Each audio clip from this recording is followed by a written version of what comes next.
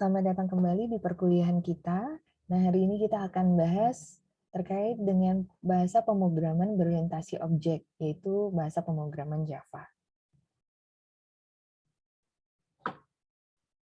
Kita sudah dijelaskan sebelumnya ya, di minggu yang sebelumnya, bahwa dalam mengembangkan perangkat lunak itu ada beberapa pendekatan.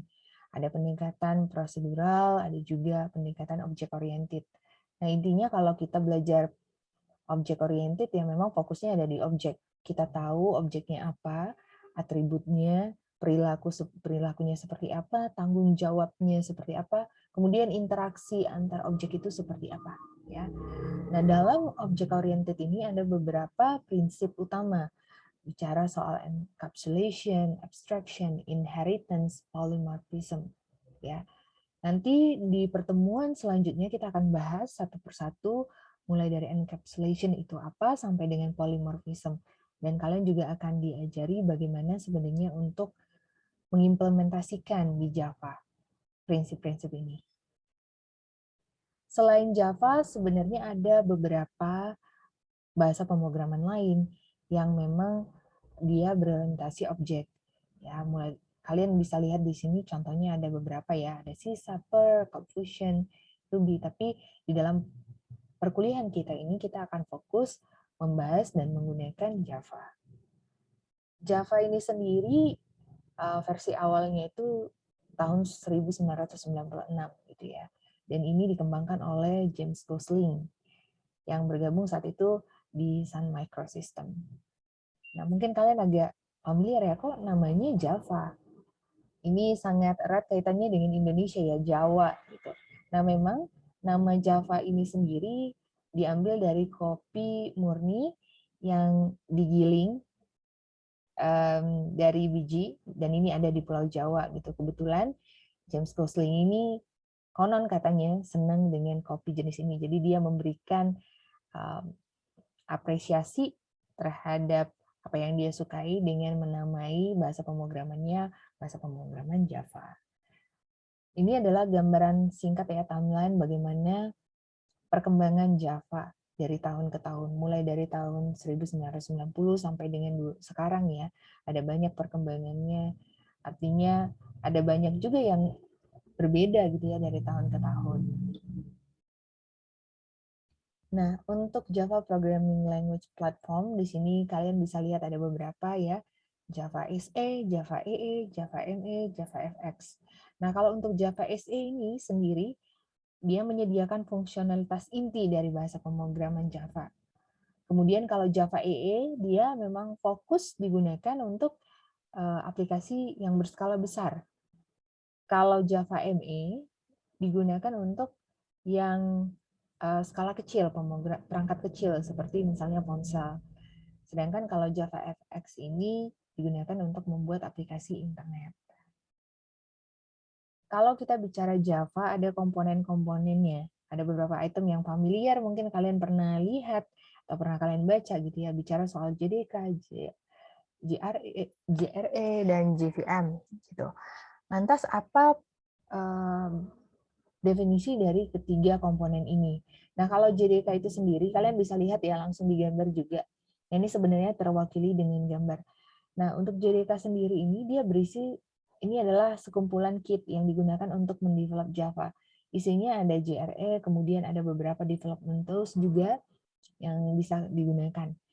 Kalau kita bicara tadi JDK, sekarang kita bicara JRE. Nah, kalau JRE ini menyediakan runtime environment. Kalian menjalankannya gimana gitu ya. Nah, di sini untuk si JRE sendiri ini berisi sekumpulan dari libraries atau file yang lain yang digunakan JVM saat runtime, proses runtime. Sedangkan kalau untuk JVM sendiri merupakan abstract machine, ya. Kita bahas soal Java portability. Coba lihat di bagian gambar ya, ada Windows XP, Mac OS, Solaris, Windows 10. Ini adalah OS-OS yang berbeda gitu ya, punya environment, punya settingan yang berbeda.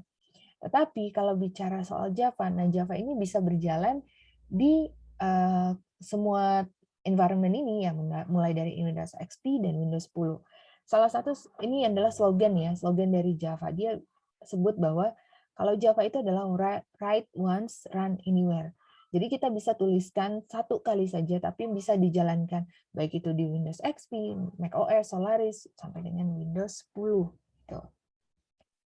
Kalau kita bicara soal Java ya, nah ini kita mulai bahas bagaimana kita membuat program di Java menggunakan Java.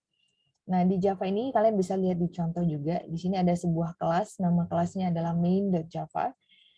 Nah, di Java ini kita bisa set, jadi ada modifier namanya, kita akan bahas kemudian. Jadi modifier ini salah satu modifier itu adalah public gitu ya. Kita bisa berikan modifier untuk kelas. Di sini kelasnya ada kelas main ya.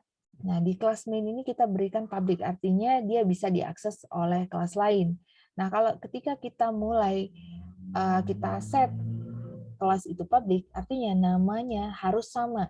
Jadi di sini nama filenya adalah main.java, M-nya huruf besar, ya di sini kelasnya juga sama kan, main. Once kalian buat ini berbeda gitu, ketika dia di set public tapi namanya beda, ini akan membuat error. Nah, untuk statement di Java sendiri diakhiri dengan tanda titik koma. Untuk sintaks komentarnya sama ya, ketika kalian mungkin sudah pernah belajar C, kalau di C itu menggunakan double slash, nah di sini juga sama, juga bisa menggunakan slash bintang gitu ya, itu juga sama. Untuk entry point-nya sendiri kalian akan gunakan metode main. Coba kalian di sini ada public static void main gitu ya. Nah, untuk nama kelasnya diawali dengan huruf besar. Contohnya di bagian kanan ini kalian bisa lihat ada sebuah kelas namanya kelas main, M-nya huruf besar. Dan perhatikan ya, di Java ini dia sifatnya case sensitive. Artinya M huruf kecil dengan M huruf besar itu beda maknanya. Gitu. Nah, selanjutnya kita bicara variabel. Sebenarnya istilah variabel ini kalian sudah dapat lah ya di waktu kalian belajar tentang pemrograman, dasar pemrograman ya. Kalau di Java sendiri, untuk tipe data ya, tipe data variabel itu beraneka ragam ya. Ada yang primitif dan non primitif. Kita bicara di sini, ini salah satu contohnya lah, kalian bisa lihat penggunaannya. String, integer, float, dan lain sebagainya. Nah, untuk nama variabel ini dapat mengandung huruf, angka, underscore, atau tanda dolar. Nah, tapi kalian bisa lihat di sini ya penggunaannya. Biasanya kalau ada huruf besar dan ada dua kata gitu ya, biasanya kata pertama diawali dengan huruf kecil, sedangkan kata kedua diawali dengan huruf besar. Nah, kalian juga bisa set si variabel ini supaya tidak bisa diubah, sifatnya konstan, dengan menambahkan keyword final. Contohnya di sini kalian nanti boleh tambahkan ya, menambahkan di bagian depan nama variabelnya final, tambahkan final, nah ini artinya dia sifatnya konstan. Nah, ini tadi tipe data ya, ada tipe data yang primitif dan non-primitif. Di primitif sendiri ada berbagai macam dari tipe data, ada size-nya juga, kalian bisa lihat ya deskripsinya seperti apa.